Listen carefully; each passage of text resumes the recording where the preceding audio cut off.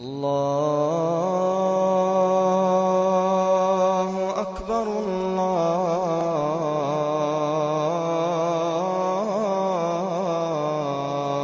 أكبر अऊज़ु बिल्लाहि मिनश शैतानिर रजीम बिस्मिल्लाहिर रहमानिर रहीम इन्ना अअतैनाकल कौसर फसल्लि लिरब्बिका वनहर इन्ना शानियका हुवल अबतर सदक़ल्लाहुल अलियुल अज़ीम जब्बारीन व क़ातिअ दाबिरिल मुअतदीन अल्लाहुम्मा सल्लि व सल्लिम अला मुहम्मदिन खैरिल मुरसलीन व अला अलीय्यिन अमीरिल मुमिनीन व अला फ़ातिमता सिद्दीक़ति ताहिरा सय्यदति निसाइल आलमीन व अलल हसन वल हुसैन सय्यदे शबाब अहलिल जन्नह व अला अली इब्न अल हुसैन ज़ैनिल आबिदीन व अला मुहम्मद इब्न अली अल बाकिर व अला जाफ़र इब्न मुहम्मद अल सादिक़ अलैहिस्सलातु वस्सलाम व अला मूसा इब्न जाफ़र अल काज़िम अलैहिस्सलातु वस्सलाम व अला अली इब्न मूसा रज़ा व अला मुहम्मद इब्न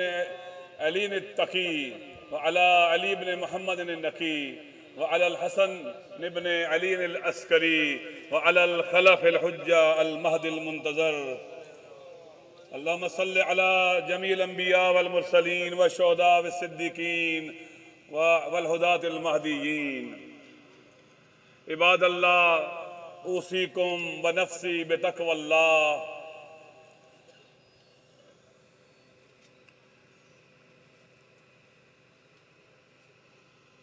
आगाज़ सुखन में मैं आप तमाम इबादत गुजारों को और अपने नफ्स को और अपने आप को ये वसीयत और तौसिया करता हूँ कि हमें तकवा के ज़ेवर से अपने आप को आरास्ता और पैरास्ता करना चाहिए।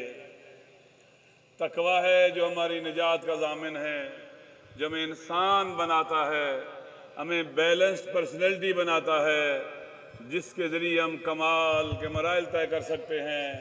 ये वो बाल पर देता है कि इलाही यसदुल कलिमुत तय्यिब वल अमलुस सालिह यरफ़अहु। तकवा अमल साले का नतीजा है। इलाही यसदुल कलिमुत तय्यिब वल अमलुस सालिह यरफ़अहु। इंसान को बुलंद करता है, अज़मतों की तरफ लेके जाता है। इंसान पाकीज़ा हो जाता है, अफ़ीफ़ हो जाता है, पाक दामन हो जाता है, शरीफ हो जाता है, करीम और नजीब हो जाता है। लिहाजा अजीम सरमाया है। मैं अपने आप को, आप सबको नसीहत करता हूँ और कुरान की इस्तिलाह में और मासूमीन के कलिमात की रोशनी में कि जैसे मैंने पहले भी अर्ज़ किया कि तज़व्वदू फ़इन्न खैरज़्ज़ादि अत्तक़वा। तोशा इकट्ठा करो आखिरत के लिए, और बेहतरीन तोशा आखिरत के लिए ज़ादेरा बेहतरीन तकवा है। इस वक़्त जिन हालात से हम गुज़र रहे हैं, खुदावंद मुताल ने कुरान मजीद में इरशाद फरमाया, बिस्मिल्लाहिर रहमानिर रहीम, लक़द अरसलना रुसलना बिल बय्यिनात व अंज़लना महमुल किताब वल मीज़ान लियक़ूमन नास बिल क़िस्त। खुदा इरशाद फरमा रहा है कि मैंने तमाम अंबिया और रसूलों को और आसमानी किताबों को इसलिए भेजा और नाजिल किया ताकि मुआशरे में आदल और इंसाफ और क़िस्त हो। फिर इरशाद फरमाया कूनू कव्वामीन बिल क़िस्त। ऐ मोमिनीन, ऐ मुत्तकीन, आदल के लिए क़याम करने वाले बन जाओ। फ़कत अंबिया का होना काफ़ी नहीं है, आसमानी किताबों का होना काफ़ी नहीं है, जब तक अवाम आदल के लिए नहीं उठेंगे। कहा कूनू कव्वामीन बिल क़िस्त। एक होता है कायम बिल क़िस्त, एक है कव्वाम बिल क़िस्त। कायम बिल क़िस्त जो आदल के लिए क़याम करे, कव्वाम बिल क़िस्त यानी जो बहुत ज्यादा अहमियत दे, बहुत तवज्जो दे, बहुत ज्यादा अपना सरमाया खर्च करे, अपनी तवानाइयां खर्च करे। मुबालगा का सीगा है, ज्यादा एहतमाम की जरूरत है। किस्त के क़याम के लिए आदि आम तरह की जद्दोजहद काफी नहीं है। हुक्म इलाही है कूनू, चाहिए कव्वामीन बिल किस्त, तुम आदिल के लिए क़याम करो और कव्वाम बनो, यानी बहुत ज्यादा तवज्जो दो और जद्दोजहद करो। अंबिया इसलिए आए थे, अगर लोग साथ नहीं देंगे अंबिया कत्ल हो जाएंगे, शहीद कर दिए जाएंगे, जिला वतन कर दिए जाएंगे, शाब अबी तालिब में मुहासरे में होंगे, हिजरत करना पड़ेगी उन्हें अगर लोग साथ नहीं देंगे। तो अवाम की मदद के बगैर, अवाम के साथ दिए बगैर अंबिया, औलिया, आइम्मा कोई भी अल्लाह की जमीन पर आदिल को नाफिज नहीं कर सकता। हम जो मुंतज़िरे कायम आले मोहम्मद अलैहिस्सलातु वस्सलाम है, हम जो इंतजार कर रहे हैं इमाम का, इमाम उस वक्त तक नहीं आएंगे जब तक हम आमादा और तैयार न हो जाएं आदिल के क़याम के लिए। पहले 11 इमाम आए, शहीद हो गए, जिंदानों में चले गए, उनके सर काट के नेज़ों में उठा दिए गए, उन्हें जेलों में बंद रखा गया। 64-65 साल का इमाम भी शहीद है और 25 साल का इमाम भी शहीद है। उनकी दुनिया की ज़हरी एज कम हो गई, लोग साथ नहीं देते थे और कातिल और जालिम उन्हें मार देते थे। लिहाजा अब इमाम उस वक्त आएंगे जब हम तैयार होंगे, आमादा होंगे। अब इमाम जेल जाने के लिए नहीं आएगा, अब इमाम सूली चढ़ने के लिए नहीं आएगा, अब इमाम इस तरह से नहीं आएगा कि उनके पाक सीने के ऊपर शिमरों के पांव और कदम हो।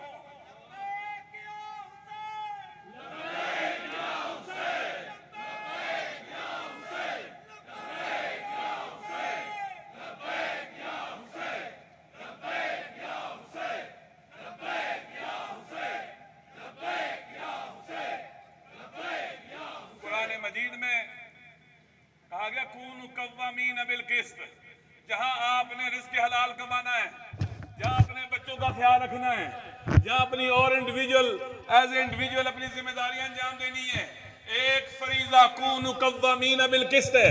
आइम्मा अलैहिस्सलाम रिज़्क़ हलाल कमाते हुए शहीद नहीं हुए, आइम्मा अलैहिस्सलाम अपने बच्चों का पेट पालते हुए शहीद नहीं हुए, वो इसलिए मारे गए कि वो अदल के लिए क़याम करते थे। मौला अली के बारे में है कि कुतिल अली अलैहिस्सलातु वस्सलाम फी मेहराब इबादतिह लिशिद्दत अदलिह, वो इसलिए मेहराब इबादत में शहीद हुए कि वो अदल पर कोई कंप्रोमाइज करने वाले नहीं थे, वो जुल्म से नफरत करते थे, वो जुल्म के बारे में जुल्म को नंगो आर समझते थे।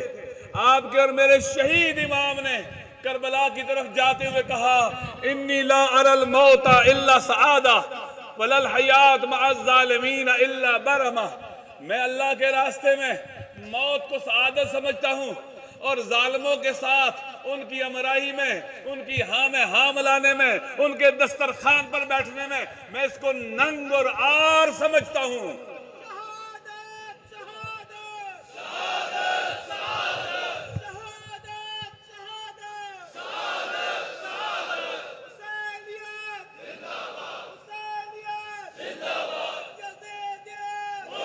ये है हमारे आइम्मा। करबला में जो ख्वातीन और बीबियां और बच्चे आए थे, ये रिश्ते निभाने नहीं आए थे, ये इसलिए नहीं आए थे कि बहन भाई के साथ, जोजा शोर के साथ, बेटा बाबा के साथ, नहीं, ये अपने इमाम के साथ आए थे, ये अपने इमाम की आरज़ू और अरमानों को सीने में समाये हुए थे और उसके लिए मरने के लिए खून देने आए थे। ये इसलिए नहीं आए थे सानिया ज़हरा के मेरा भाई जा रहा है, नहीं, मेरा इमाम जा रहा है, मेरा इमाम जा रहा है। वो इमाम की नुसरत में असीरा बनी, वो इमाम की नुसरत में बाजारों दरबारों में गई, वो वलियतुल्लाह, उसके सब्र पर फिदा हो जाएं। है मेरी आकाज़ादी, है मेरी शहजादी, हम तेरे रास्ते को नहीं छोड़ेंगे। तेरे हाथ में परचम इंसानियत का परचम था, उरियत का परचम था, गैरत, हमीयत, पाकदामनी, शरफ, वकार का परचम था, इज्जत का परचम था, अदल का परचम था। मेरी शहजादी, हम आपके रास्ते पे चलेंगे। दोस्तों, जिस वतन में हम रह रहे हैं, जुल्म है हर तरफ, और जुल्म के सामने चुप रहना भी जुल्म और गुनाह कबीरा है। रिवायत है, मासूम फरमाते हैं, अगर किसी के गुनाह कबीरा हो, खाना काबा चला जाए, वहां दुआ मांगे, खुदा बख्श देगा। अगर वहां नहीं जा सकता, करबला मुअल्ला मौला हुसैन के हरम में चला जाए, वहां जाके तौबा करे, दुआ मांगे, बख्श दिए जाएंगे। पूछने वाले ने मासूम इमाम से पूछा, मौला जो ना करबला जा सकता है ना मक्का जा सकता है, वो क्या करे? कहा, मजलूम की नुसरत करे, खुदा उसके कबीरा गुनाह माफ कर देगा। हम इस वतन में मजलूम हैं, पाकिस्तान के अवाम मजलूम हैं।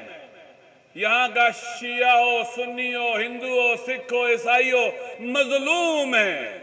सब अदम तहफ़्फ़ुज़ का शिकार हैं, सब अदम तहफ़्फ़ुज़ का शिकार हैं।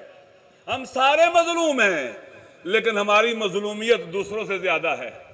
जो पाकिस्तान को बर्बाद करना चाहता है वो भी हम पर जुल्म करता है, जो इस्लाम को बर्बाद करना चाहता है वो भी हम पर जुल्म करता है।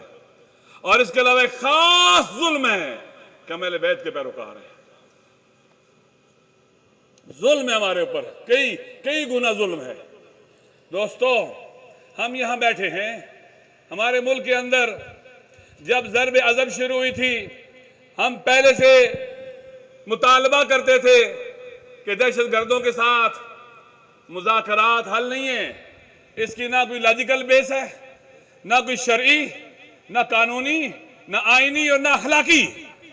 जो हजारों बंदों को मारे उससे आप मुज़ाकरात करो, और जो एक दो मारे उसको आप जेल में बंद करके फांसी पे लटका दो।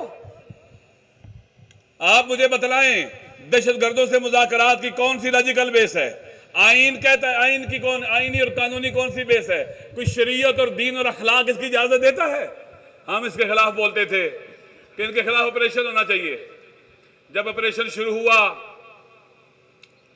हमें उम्मीद पैदा हो गई थी कि अब दहशतगर्द के सहूलतकार इंशाअल्लाह अपने काफिर किरदार को पहुंचेंगे। लेकिन दहशतगर्दों के खिलाफ ऑपरेशन 5 हवालों से ऑपरेशन होना चाहिए। एक, इनका पॉलिटिकल पहलू और साइड है, एक इकोनॉमिकल साइड है, एक इनकी सोशल साइड है, एक इनकी मजहबी साइड है, और एक इनकी अस्करी और निजामी और फौजी साइड है। ज़र्ब अज़ब सिर्फ एक पहलू को एडजस्ट करने के लिए शुरू किया गया। सियासी तौर पर इनके खिलाफ कोई इकदामात नहीं हुए, मजहबी तौर पर कोई काम नहीं हुआ। सेमिनार, किताबें लिखी जाती तकफीरियत के खिलाफ, इस खारजियत के खिलाफ, दहशतगर्दी के खिलाफ। इनकी इकोनॉमिकल रूट्स को काट दिया जाता, सोशली सोसाइटी के अंदर इनको आइसोलेट किया जाता। कुछ नहीं हुआ, या हुआ तो ना होने के बराबर हुआ।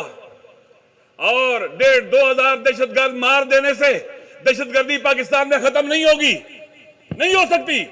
कोई अकल कबूल करने को तैयार नहीं है। अफसोस के साथ कहना पड़ता है, इस मुल्क के अंदर अफरा तफरी है, मुल्क के अंदर जंग हो रही है। दुश्मन हमारा बॉर्डर से जंग को हमारे मुल्क के अंदर ले आया है, लेकिन मुल्क के अंदर क्या आपको हमारे सियासतदान, हुक्मरान इस तरह से नजर आते हैं कि वो मुल्क के अंदर जंग फेस कर रहे हैं? लगता है कि वो एक जंग हो रही है। हमारे लोग इतने, हमारी फोर्सेस इतनी बॉर्डर में 65 या 71 में जंग में नहीं मारी गई होंगी जितनी मुल्क के अंदर मारी गई हैं। मेरा एक सवाल है, क्या हमारे हुक्मरानों की प्रायोरिटी में दहशतगर्दी के खिलाफ ऑपरेशन है? नहीं है। कोई ततहीर नहीं हुई है उस सोच की, उस माइंडसेट की जो गुस्सा हुआ है हमारे तमाम इदारों के अंदर। लिहाजा इसी का नतीजा गिलगित बल्तिस्तान के अवाम मजलूम हैं। 68 साल से आईनी हुकूक की भीख मांग रहे हैं, गदाई कर रहे हैं। वो खुदा के लिए हमें शनाख्त दे दो, खुदा के लिए हमें पाकिस्तानी बना दो। नतीजे में नहीं, तुम शिया बनो, तुम इस्माइली बनो, तुम नूरबख्शी बनो, तुम सुन्नी बनो, तुम टुकड़ों में बट जाओ ताकि तुम्हारी ताकत खत्म हो जाए। तुम तकसीम हो जाओ और एक दूसरे को मारते रहो, लचते रहो, और तुम्हारी ताकत टूट जाए और गुलाम बन जाओ। वहां यह हुआ, हुकूक नहीं दिए गए, भीख मांगते हैं वो, और जुल्म हो रहा है। अभी इकोनॉमिक कॉरिडोर का सिलसिला चला, उम्मीद चली थी उनकी बेहतरी होगी। अफसोस के साथ कहना पड़ता है, मैं ऐसे घर से ताल्लुक रखता हूं। मैं पहले बतला दूं, मेरा वालिद जिस दिन पाकिस्तान टूटा था, मैं पास बैठा हुआ था, बीबीसी पे खबरें सुन रहे थे। खबरें सुनते हुए 42 ईयर एज में उनको हार्ट अटैक हुआ। उधर खबरें सुनते हुए उनकी डेथ हो गई, हार्ट अटैक हो गया उसको। मेरे घर के पाकिस्तान की खातिर लड़ने वाले एक घर में एक बंदा, डबल स्टार जुर्रत है, शायद पाकिस्तान में पहला आदमी होगा जिसको डबल स्टार जुर्रत मिला। एज ए वॉलंटियर महाद पे जाके लड़ते रहे। जहां एक बार कोई कमांड करता था, 2 बार जाके कमांड किया। एक दफा जाने के बाद भी वापस नहीं आता। लेकिन अब मुझे ये बात कहने दो, आप मुझे बताएं, जीबी के लोगों को आने को नहीं दी, उनकी जमीनों पर कब्जे हो रहे हैं, क्यों? पटवारी को बुलाया जाता है, तहसीलदार को बुलाया जाता है। ये हमारे वतन से दुश्मनी है। जबरदस्ती अपने नाम जमीनें करवाते हैं, फिर लोगों पर तशद्दुद करते हैं, ताकत के बलबूते पर उनकी जमीनों से उनको हटाते हैं, कब्जे करते हैं। क्यों ऐसे हो रहा है? आप पाकिस्तान के दुश्मन बना रहे हो लोगों को, जो तुमसे पाकिस्तानी बनने की भीख मांगते हैं, तुम उनको ठुकरा रहे हो। ये जुल्म है, ये मेरे वतन के साथ जुल्म है। गिलगित बल्तिस्तान पाकिस्तान का सर है, सर। जो वहां जुल्म करेगा, पाकिस्तान का सर कुचलना चाहता है। वहां कोई इंडिया का असर नहीं है। बलूचिस्तान की तरह ये उन लोगों की वतन से वफा है। कोई गांव नहीं है, कोई इलाका नहीं है जहां से पाक फौज के रिटायर्ड लोग मौजूद ना हो। वहां पर निशान हैदर है वहां का। क्यों जमीनों पर कब्जे हो रहे हैं? ये जुल्म है हमारे ऊपर, हमारे लोगों के ऊपर। उनकी सड़कें देखें, उनका इंफ्रास्ट्रक्चर देखें, बर्बाद, लूट लगी हुई है। और अभी जब नेशनल अपना इकोनॉमिक कॉरिडोर शुरू होगा तो बड़े बड़े सरमायादार बैठे हुए हैं जो उनकी जमीनें खरीद लेंगे उन गरीबों की, और मालिक बन जाएंगे, और वो वहीं पर ही गुलाम। ये नहीं होना चाहिए। मैं मुख्तलिफ हलकों से कहता हूं, खुदा के लिए जुल्म को रोको, ना होने दो। ये पाकिस्तान से दुश्मनी है। हम इसलिए भूख हड़ताल में हैं, वतन की खातिर भूख हड़ताल में हैं, अपनी मादरे वतन की खातिर भूख हड़ताल में हैं। फिर आ जाएं पाड़ा चनार। पाड़ा चनार वाहिद एजेंसी को एजेंसी जहां कभी पाक फौज पर हमला नहीं हुआ। पाकिस्तान का सब जलाली परचम लहराता है जहां के लोग इंतहाई पढ़े लिखे, जहां कोई मनशियात की फैक्ट्रियां नहीं है, जहां लोग मुहज़्ज़ब और कल्चरल सिविलाइज्ड हैं। 5 साल 4-5 साल तालिबान ने मुहासरा किए रखा, उन पर जुल्म होता रहा, हमले होते रहे, हजारों शहीद और जख्मी हैं। लेकिन अपनी मादरे वतन पर तालिबान के नजस पाँव नहीं आने दिए, कब्जा नहीं होने दिया। जब उनको शिकस्त हो गई, फिर वहां पर इख्तलाफ डालने की, जैसे गिलगित में इख्तलाफ डालने की कोशिश शुरू की गई ताकि इनकी यूनिटी खत्म हो जाए। मैं पाड़ा चिनार के वाम से भी कहता हूं, खुदा ना अपनी यूनिटी खत्म ना करो, तुम्हारी इसी में ताकत है, तुम इसीलिए जीते हो तालिबान से। अब क्या हो रहा है वहां पर? बालिश खेल की हजारों कनाल जमीन पर रियासती सरपरस्ती में कब्जा करवाया जा रहा है डेमोग्राफिक चेंजिंग लाने के लिए। इन लोगों को तो मेडल देना चाहिए था वतन के दिफा का तालिबान के मुकाबले में। आप सब एजेंसियों में ऑपरेशन करने गए, पाड़ा चनार और कोरम में ऑपरेशन की जरूरत नहीं पड़ी आपको। वहां के बेटे ऑपरेशन के लिए जगह जगह सर्विसेज के अंदर मौजूद है और काम कर रहे हैं और जाने फिदा कर रहे हैं। वहां पर कब्जे हो रहे हैं। क्यों हो रहे हैं कब्जे उनकी जमीनों पर? ये दुरुस्त नहीं है। इसी तरह से 3 शाबान को वहां पर जश्न था मौला इमाम हुसैन अलैहिस्सलाम का। 13 रजब को भी जश्न था। 13 रजब को उन्होंने अहले सुन्नत वल जमात को बुलाया पेशावर से। खूब शिया सुन्नी यूनिटी का मदरसा। हम शिया सुन्नी यूनिटी पर ईमान रखते हैं, दुनिया जानती है। हम इस तफरके को ज़हर कातिल समझते हैं, हराम समझते हैं, गुनाह समझते हैं। इस्लाम दुश्मनी समझते हैं, वतन से दुश्मनी समझते हैं तफरके को। वहाँ पर 3 शाबान को उन्होंने नात खान और एक 2 उलमा को बुलाया हुआ था कि 3 शाबान को खिताब करें। उन्होंने उनके मेहमानों को रास्ते में रोक लिया जो नात खान थे और उनको बेहतरामी करते हुए उस तरह ही में आगे छोड़ा। उन लोगों बाकियों को जब पता चला कि वो रोक रहे, गए ही नहीं कोहाट से आगे। वो लोग कबायली लोग हैं, उनकी एक रवायत है कि जब उनके मेहमान की बेहरमती हो तो बर्दाश्त नहीं करते। वो सड़क पर आ गए एहतजाज करने के लिए, बैठ गए खुरम शहर से बाहर पड़ा चिनार से। तो उनको वहीं पर बैठ कर उनको मनकबत पड़ी, नात पड़ी, वहाँ खाना खा रहे थे। एफसीज और लेवीज के लोग आए एक कर्नल साहब की कमांड में। वहाँ का जो एपीए था वो कह रहा था कि सर मुझे 20 मिनट दें, मैं चीज़ सेटल कर दूंगा। और उनका एक वफद मुज़ाकरात भी कर रहा था इंतज़ामिया के साथ। बगैर किसी उसके उनको गोलियां मारी सरों पर, शहीद किया लोगों को। जब मैंने रब्ता किया बाज़ लोगों के ज़रिए, जवाब दिया गया दहशतगर्द मारे गए हैं। मैं इन दहशतगर्दों की थोड़ी सी डिटेल आपको बतलाता हूँ जो मारे गए हैं, ये कैसे दहशतगर्द थे। इनमें से एक सैयद याहिया हुसैन, जिनकी उम्र तकरीबन 80 साल थी। वो रिटायर्ड टीचर थे जिन्होंने सैकड़ों हज़ारों बच्चों को पढ़ाया था और तालीम दी थी, जिनके पढ़ाए हुए बच्चे इस मुल्क की खिदमत कर रहे हैं। 80 साल का दहशतगर्द मारा गया। फिर दूसरा जो दहशतगर्द मारा गया वो भी तकरीबन 70 साल के करीब है, जो एफसी का रिटायर्ड एहलकार है और उसका बेटा अभी भी एफसी में है और वजीरिस्तान में है। जो तीसरा दहशतगर्द इन्होंने मारा उसके 55 साल उम्र थी और वो हाजिर सर्विस स्कूल टीचर था। ये दहशतगर्द मारे गए हैं।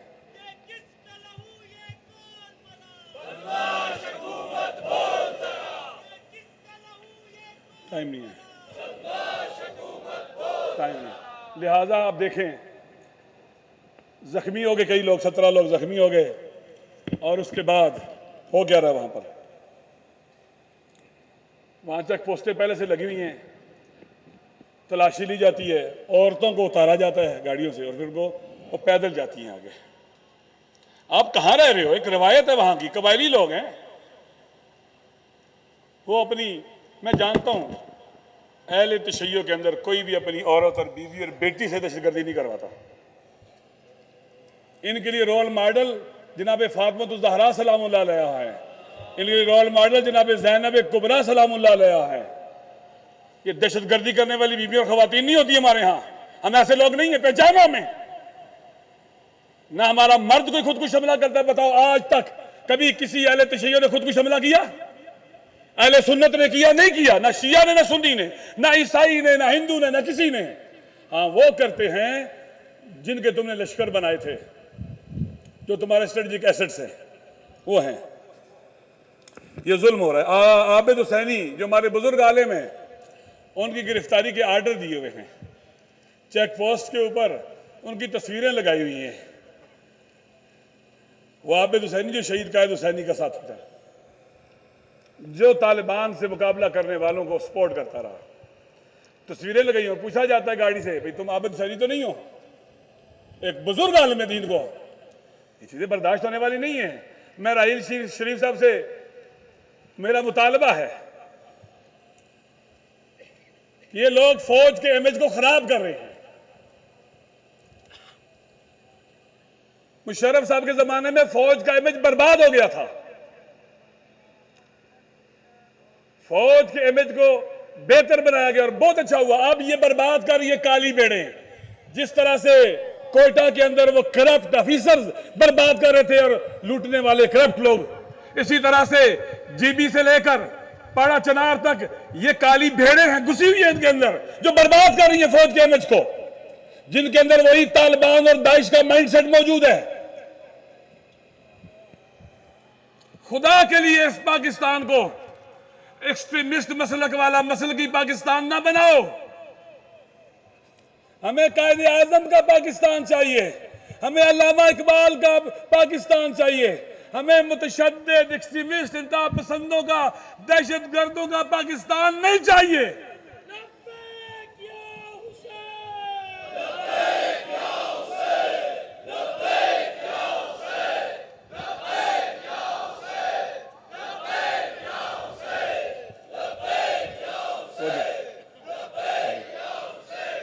आइए रोकें इसको। हम इस वतन से मोहब्बत करने वाले हैं। इस वतन का दुश्मन हमारा दुश्मन है। केपीके के अंदर पेशावर डीए खान हमारी मक्तल बना हुआ है। क्वाट और रंगू में भी जुल्म होते हैं। तो वक्को थी नए पाकिस्तान वाले कोई बेहतरी लेके आएंगे।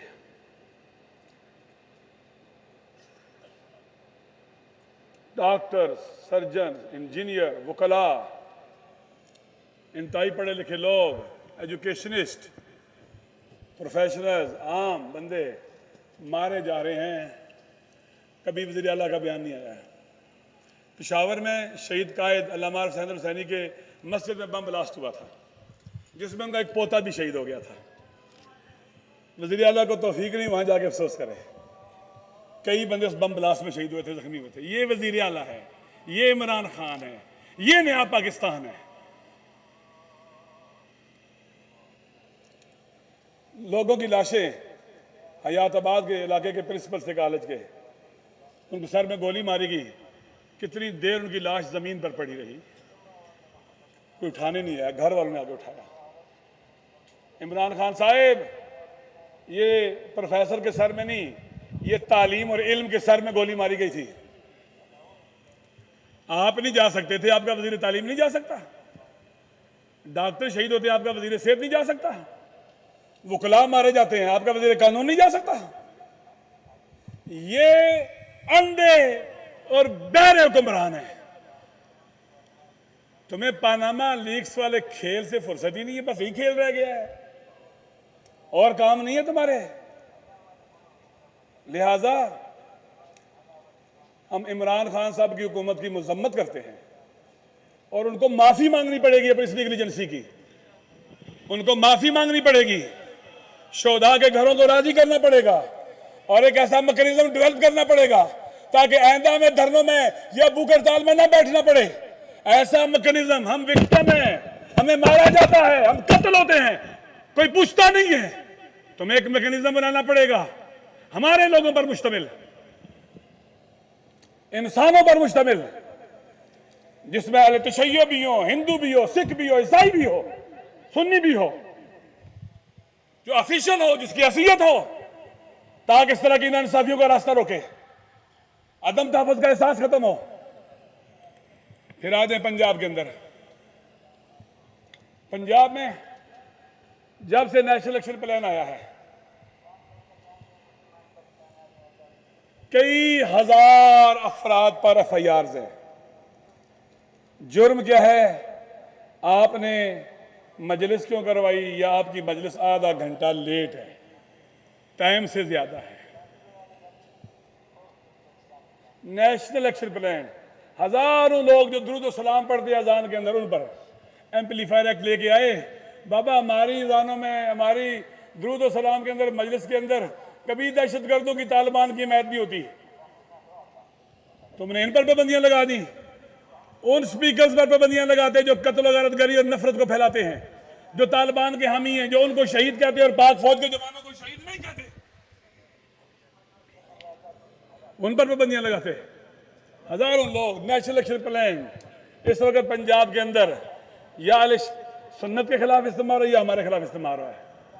फिर वो काम जो दहशतगर्द नहीं कर सके, धमाके करके, कत्ल गारतगरी करके, खुदकुश हमले करके कि आजादारी लिमिटेड हो जाए, नेशनल एक्शन प्लान के तहत आजादारी को महदूद किया जा रहा है। एक जिले का जाकर दूसरे जिले में नहीं जा सकता। क्यों क्यों लोग ये बनाते हो? मैं इस्लामाबाद में रहता हूं, मेरे पर पाबंदी लगाई गई थी, मैं पिंडी नहीं जा सकता। मैं तो वैसे भी मजलिस नहीं पढ़ता हूँ। शेख मोहसिन साहब किबला, जो हमारे बहुत बड़े आलिम हैं, उस्तादुल उलमा हैं, उनको शेड्यूल 4 में मैंने सुना लगाया गया था, यहाँ पर पाबंदी लगाई गई थी। ये क्या है? ये कौन लोग बैठे हुए हैं जो दुश्मन है अवाम के, जो इस मुल्क को बर्बाद करना चाहते हैं? इन काली भेड़ों के खिलाफ भी ज़र्ब अज़ब होना चाहिए। लिहाजा ये पाबंदियां बर्दाश्त नहीं करेंगे। इनको तमाम एफआईआर वापस लेनी पड़ेंगी जालिमाना, और तमाम ये जो पाबंदियां लगा रहे वापस लेनी पड़ेंगी। कोई कराची से आए, जहां से आए, वो आएगा और मजलिस अज़ा से खिताब करेगा, कोई नहीं रोक सकेगा उसको।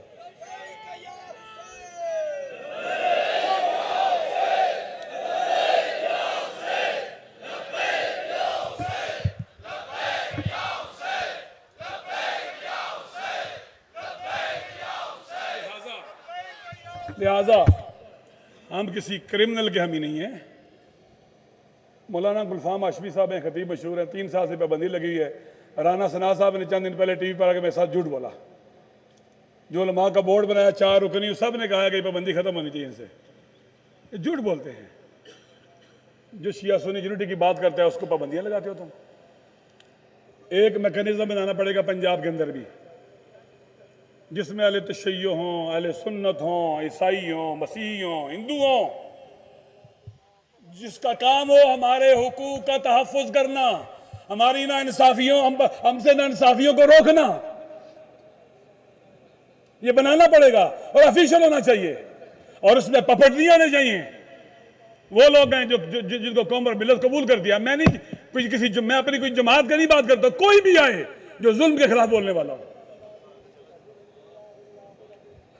ये कौम का मसला है, किसी जमात का मसला नहीं है। और मैं यहां किसी जमात को रिप्रेजेंट खड़े होकर रिप्रेजेंट नहीं कर रहा हूं, मैं अपनी कौम और मिलत की बात कर रहा हूं। ये करना पड़ेगा। शहबाज शरीफ साहेब, इससे पहले हमने मुज़ाकरात किए, हमने बातें की, सबसे मिले हैं, हम इत्माम हुज्जत सबसे किया है, लेकिन तस से मस नहीं होते। ये इमरान खान साहब बनीगाला दूर नहीं है और पेशावर भी दूर नहीं है।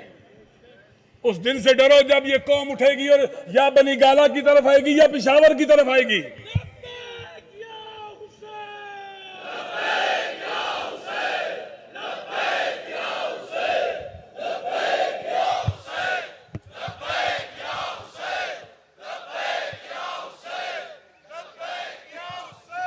इसी तरह से कम है। बस आखिरी बात, खुर्रम ज़की साहब, तकफीरियत से लड़ने वाला बहादुर आदमी, दलेर आदमी, जो किसी मसलक के लिए नहीं उठा था, वतन के लिए, अहले वतन के लिए और मजलूमों के लिए उठा था।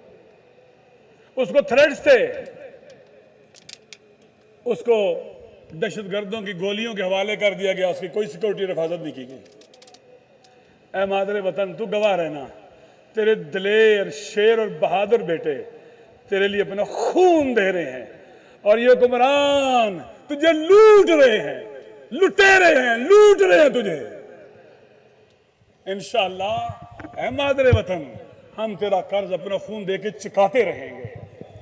एक शहीद होगा, दूसरा उठेगा, दूसरा होगा, तीसरा उठेगा, जब तक हम इन्हें अपने लहू के सैलाब में गर्क न कर दें, हम पीछे नहीं हटेंगे। बस आखिरी बात, लिहाजा इस जुल्म के खिलाफ हमने एहतियात किया, धरने दिए, लॉन्ग मार्च किए।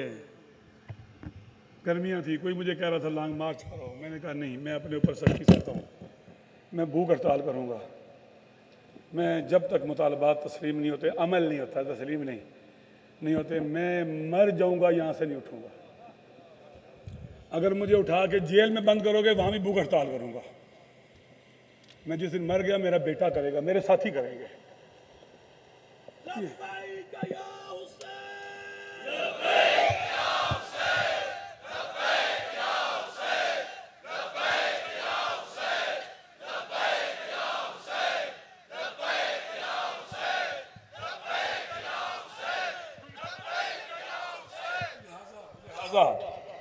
मैं उन्हीं का भाई हूँ जिन्होंने इस वतन की लड़ते हुए सतारा जुर्रत लिया है।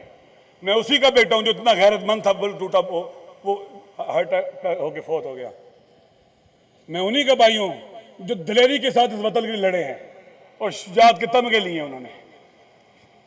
मैं नहीं उठूंगा इधर से, मैं अकेला भी रह गया नहीं उठूंगा। मैं यहां से नहीं जाऊंगा, मुझे जहां ले जाओगे मैं भूख हड़ताल करूंगा। इससे पहले कि अवाम का तूफान तुम्हारे ऐवानों का रुख करे, इन मसाइल को हल करो। मैं आखिर में यूके के अंदर जो लोग एम्बेसी के बाहर बैठे हैं उनका शुक्रिया, पूरे यूरोप में, अमेरिका में, मिशिगन में, न्यूयॉर्क में, ह्यूस्टन में, फ्रैंकफर्ट में, जगह जगह बैठे हैं पूरे पाकिस्तान के अंदर। मैं नहीं चाहता कि आप लोग तकलीफ में जाएं। यहाँ से हमने कोई एहतजाज मुजाहरा नहीं करना, किसी ने पार्लियामेंट की तरफ नहीं जाना, हम यहाँ बैठे हैं। मुझे कहा गया है कि आप गैदरिंग महदूद रखें। मैं नहीं चाहता कि यहाँ हम बहुत ज़्यादा शोर करें, बेशक महदूद आएँ, गुरो गुरो आएँ, जरूरत नहीं है मज़ारों में यहाँ बैठे, अपने काम काज को भी अंजाम दें। प्रेशर दबाव मैं अपने ऊपर लूँगा, आप अपने उमूर अंजाम दें। जब वक्त मिले थोड़ी देर के लिए आ जाएं। हम कोई अनलिमिटेड चीज़ नहीं करना चाहते, यहाँ पर हम बैठे हैं और इसी मजलूमियत की ताकत से हम इन जालिम हुक्मरानों को रुसवा करेंगे। और मजलूमियत को ताकत में बदलना में सानिया ज़हरा ने सिखाया है, अली की बेटी ने सिखाया है। मेरा सलाम उस शहजादी पर जो सर नंगे जुल्म को ललकारती रही, जो बाजारों दरबारों में यजीदियत के तूफानों का रुख मोड़ती रही, जिसने हमें सबक सिखाया कि यजीदियत की आंख में आंखें डाल के कैसे बात की जाती है, जो अपने भाई के चेहरे पर शिमर यजीद मलऊन की छड़ी देखती रही, बेरुमती देखती रही, जिसने अपने भाई के सीने पर शिमर मलऊन के नापाक कदम देखे थे और हौसला नहीं हारी थी, जिसके खैमे जलते रहे हौसला नहीं हारी, और दिल में और जुबान पर यही कहती रही, मारा तो इल्ला जमीला, मैं तो खुदा का जमाल देख रही हूँ, मैं तो खुदा की ज़िबाई देख रही हूँ। जो सख्ती आएंगी बर्दाश्त करेंगे, हम पुरअमन रहेंगे, हम कोई लॉ एंड ऑर्डर की सूरत हाल पैदा नहीं करेंगे, कोई ऐसा काम नहीं करना जिससे हमारी मजलूमियत पर हर्फ आए, कोई गैर अखलाकी बात नहीं करनी। हम उनके मानने वाले हैं जो दुश्मन से भी अखलाक से पेश आते थे, जो अली अकबर के कातिल को भी पानी पिलाते थे, जो अपने कातिल को शरबत पिलाते थे, जहूर के लश्कर को हैवानों को भी पानी पिलाने वाले थे। आपने कोई गलत नारा नहीं लगाना, कोई रैली नहीं निकालनी, यहां से आते जाते पुरसुकून आओ जाओ। अपनी हमारे लोग, कुछ लोगों की ख्वाहिश होगी हमारी इस मजलूमियत को और नाम दें और उसको सबोटाज करें। खुदा के लिए, खुदा के लिए कोई रैली ना निकालें, यहां पर कहीं ना जाएं। हम यहां बैठे हैं, हमारा बैठना ताकत है। और पाकिस्तान के अंदर भी अगर आपको गली से बाहर भी आने से रोकता है, इमाम बारगाह में बैठ जाओ, बिलखुसूस जुमेरात को इमाम बारगाह में बैठो और जुमे के दिन मस्जिदों में बैठो और अपना एहतजाज रिकॉर्ड करवाओ। तो इंशाअल्लाह खुदा हमारी मदद करेगा इमाम ज़माना के सदके। खुदाया मजलूमों की नुसरत फरमा, जालिमों का गला कमा फरमा, हमारे गुनाह माफ़ फरमा। औज़ु बिल्लाहि मिनश शैतानिर रजीम, बिस्मिल्लाहिर रहमानिर रहीम। वल अस्र इन्नल इंसान लफी खुस्र इल्लल्लज़ीना आमनु व अमिलुस सालिहात व तवासौ बिल हक़्क़ि व तवासौ बिस सब्र।